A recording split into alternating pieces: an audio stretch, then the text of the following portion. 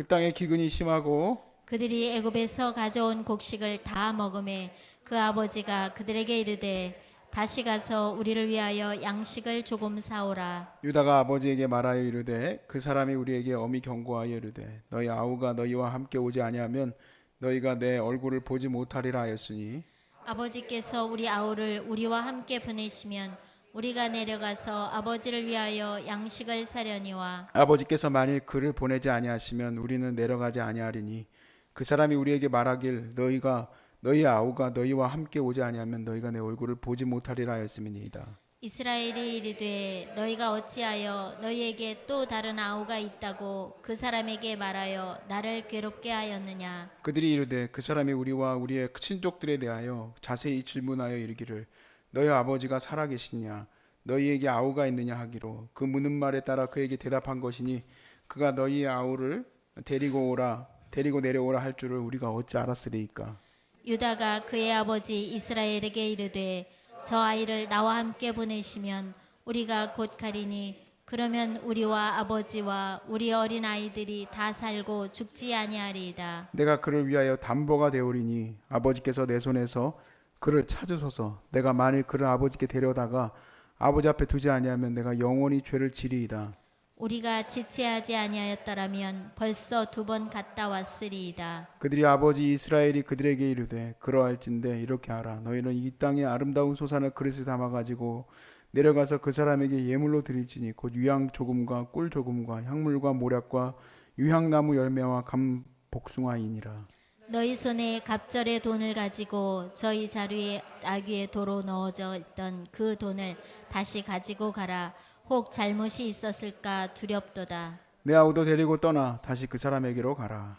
전능하신 하나님께서 그 사람 앞에서 너희에게 은혜를 베푸사 그 사람으로 너희 다른 형제와 베냐민을 돌려보내게 하시기를 원하노라. 내가 자식을 잃게 되면 이르리로다. 다 함께 그 그 형제들이 형제들이 예물을 마련하고 마련하고 갑절의 돈을 자기들의 손에 가지고 베냐민을 데리고 애굽에 내려가서 요셉 앞에 서니라. 아멘. 코로나로 인해서 사람들이 정말 힘들어합니다.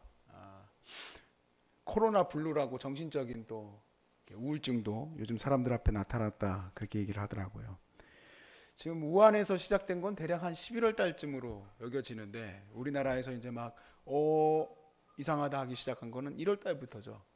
그러니까 벌써 9월이 지나가고 있고 우리 박 집사님 제가 얘기했던 거 생각이 나시는지 모르겠지만 그때 막 2월이네 3월이네 끝나지 않을까 이런 생각을 했지만 제가 그때 말씀드렸죠. 절대 안 끝난다고. 지금 9월이 넘어가고 있습니다. 뭐 우리가 별로 그 이름을 다 알고 싶진 않지만 세계보건기구 그 사무총장이 10월 달까지 10월이 아니라 10년까지는 절대 옛날 생활로 돌아갈 수 없다라는 얘기를 했어요.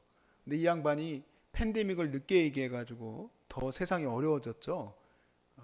그걸로 봤을 때에는 10년도 넘을 수도 있다. 저는 그렇게 생각을 해요. 근데 물론 이제 그 코로나의 백신은 나오겠지만 그러니까 예전처럼으로 돌아가기는 어렵다. 거기에 대해서 저도 동감을 합니다. 야, 그러면 우리는 과연 언제 끝날까? 너무나도 두려운 얘기죠. 너무 힘든 얘기예요. 그런데 이 힘든 시간이 무엇을 말하는지 또 그리고 세상에는 계속적인 이런 재앙들과 어려움이 앞으로 더 일어나게 될 텐데 그런 시간들 속에서 하나님의 뜻이 무엇인지 우리가 발견해야 되지 않겠습니까? 그래서 하나님의 뜻과 또 우리가 해야 될 것을 오늘 본문에서 우리가 살펴보고 또 그리고 그 은혜를 같이 누릴 수 있기를 주의 이름으로 축복합니다. 자, 1절에 이렇게 시작이 됩니다. 그 땅의 기근이 어떻게 됐어요? 예, 그 땅의 기근이 심합니다. 더 심해졌어요. 근데 이 43장이 끝이 아니고 계속 장수 넘어갈 때마다 똑같이 시작돼. 기근이 더 심해지고 더 심해지고 더 심해져.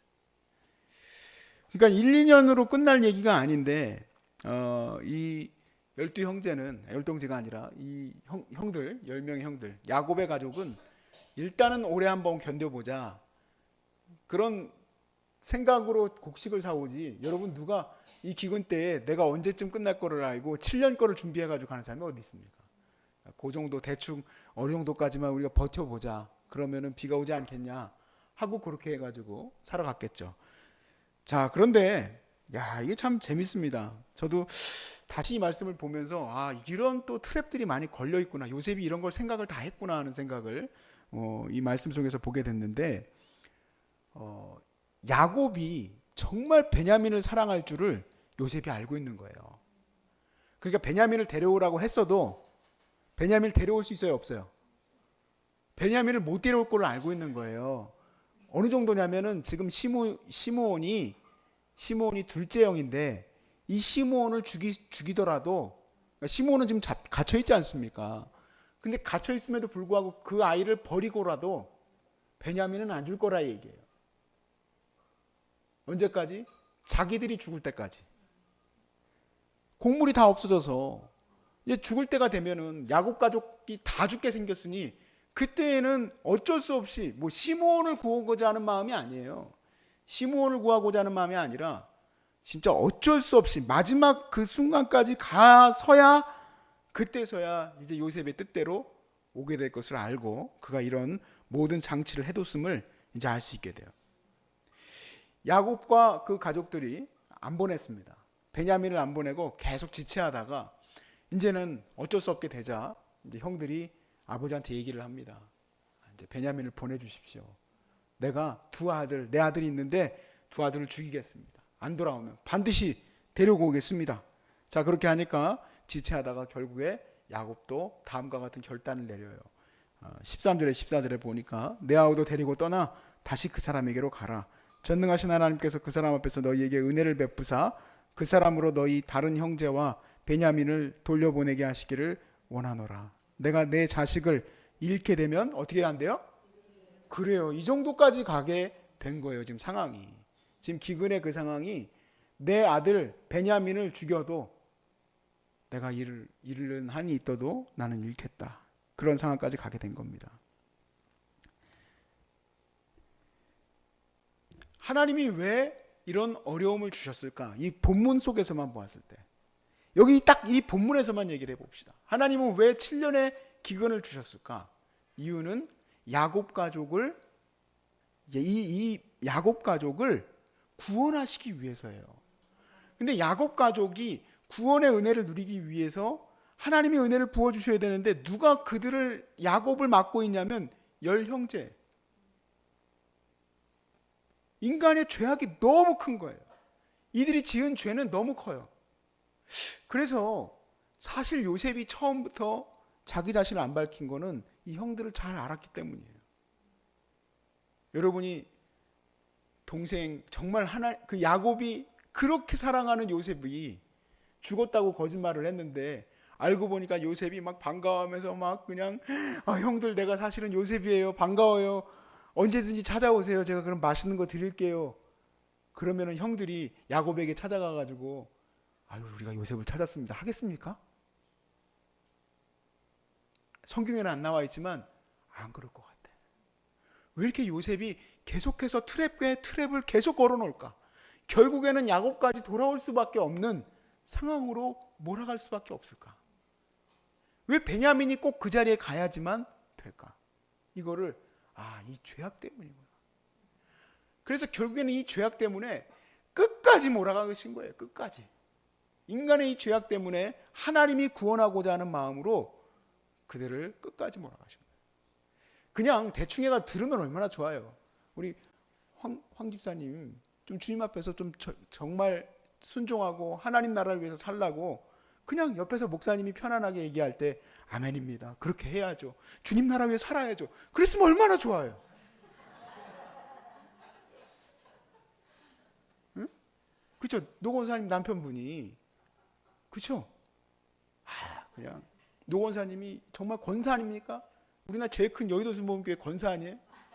그러니까 내가 권사로서 말씀드린다. 내가 기도 많이 하는 거 알지 않냐? 하나님과 내가 같이 하는 거 알지 않냐? 주님을 위해서 살아라. 그러면 맞습니다. 당신 말이 맞습니다. 주님 나라 위해서 살아야죠. 그러면 얼마나 좋아요. 근데요, 인간이 얼마나 악한지 그 10명의 형제가 딱 맞고 있는 것처럼 재산, 욕심, 이 똘똘 뭉친 악의가 가득한 이 인간의 이 방패막이가 있어서 하나님의 구원의 은혜를 붙들지를 못해. 그래서 어떻게 해야 되냐? 어쩔 수 없이 인간이 몰아가야 돼.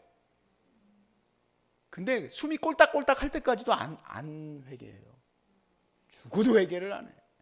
제가 무서운 얘기를 하나 듣게 됐어요. 어머니가 병원 신방 갔다가 쓱 하고 보신 얘기야. 그래서 저보러 너 조심해 하고 이제 얘기했던 얘기인데, 신방을 가셨대요. 이제 아는 권사님의 남편이 병원에서 이제 거의 중환자예요. 거의 막 이게 막 로봇처럼 다 달아놨어. 그냥 이것저것 다 달아놨는데 숟가락을 들 힘은 있어. 근데 그 힘을 가지고 뭐 하나 하고 눈에 딱 걸린 게 있는데 간병인을 이렇게 끌어안더래. 간병인을 이렇게 끌어안더래. 그래서 저보러 그러더라고요. 남자는 숟가락들만 힘만 있어도 바람 펴려고 그런다고. 남자는 숟가락들만 힘만 있어도 음란한 건 못된 이 목사 그러지 마. 아유 왜 내가 뭘 어떻게 했다고 그랬어요. 아 그렇구나. 인간은 숟가락들 힘만 있어도 죄지려고 그래요. 하나님과 함께하고 싶어 하지 않아.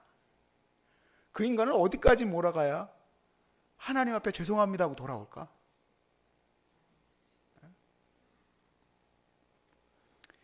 요한복음 3장 17절 말씀에 하나님이 그 아들을 세상에 보내신 것은 세상을 심판하려 하심이 아니요 그로 말미암아 세상이 구원을 받게 하려 하심이라. 예수님이 오신 것은 종말의 시작이에요. 예수님 때부터가 종말입니다. 하나님의 심판과 종말이 그때부터 임하기 시작. 다만 지금 2000년이 지나오도록 안 끝난 것은 왜 그럴까요? 하나님이 아직도 기다리시는 것뿐이에요. 하나님의 인내하심, 하나님의 자비하심으로 인하여 너희가 죄를 지으려고 하느냐? 그럴 수 없는 거죠. 하나님이 아직도 클로징 안 한 거는 감사한 거예요. 근데 하나님이 여러 가지 재앙들을 내리실 때 그 이유가 뭘까? 그 이유는 구원받게 하려고 그러는 거예요. 구원받게 하려고.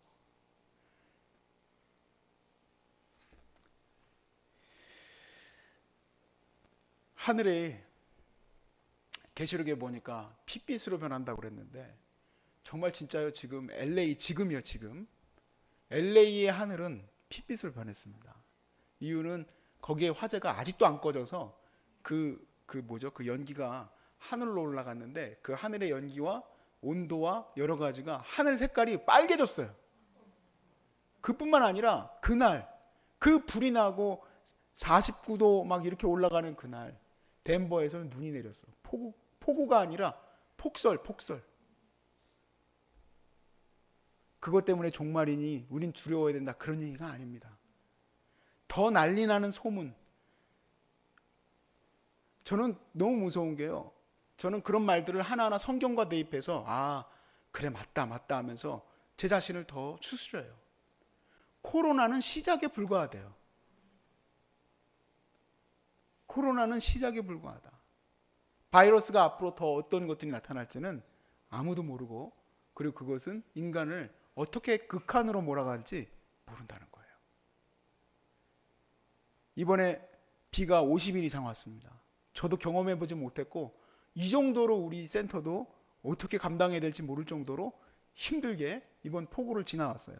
내년에 좋아질 것 같습니까? 내년에 더 심해진대요. 태풍도 더 많이 올 거랍니다. 더 센 걸로. 해수면이 1도가 올라가면 태풍이 얼마나 많이 세지는지 이제 보았죠. 지금 0.5도 올라갔답니다. 근데 그렇게 극한으로 몰아도 인간이 회개를 할까? 계시록에 보니까 7재앙을 쏟아 부을 때 이렇게 써 있어요. 그들이 회개치 아니하고 하나님을 원망하더라. 회개치 아니하고. 그 말에 아주 중요한 부분이 있습니다. 이 모든 재앙과 재난과 어려움 속에서 우리가 깨달아야 될 게 있어요. 하나님 왜 그러십니까? 이유는 구원하시기 위해서예요. 우리를 구원하시려고. 우리를 멸망케 하려고 하는 것이 아니라 우리를 구원하시려고. 그리고 우리가 구원을 은혜를 입기 위해서 할 일은 회개입니다. 하나님 앞에 돌아오는 일이에요. 여러분이 답답해하는 여러분의 가족들 왜 그 지경까지 가는데도 하나님 앞에 돌아오지 않습니까? 죄악이 그렇게 큰 거예요. 그렇게 무서운 거예요. 결국 하나님은 야곱의 가족을 구원하기 위해서 이 10명의 형들을 다 하나하나 마음을 깨부셔요. 어떻게든 요셉 앞에 앉게 만들어야 돼. 근데 더 나가서 이제 바로 왕의 마음까지도 다 돌리는 작업이 이 기근과 연결돼 있어요.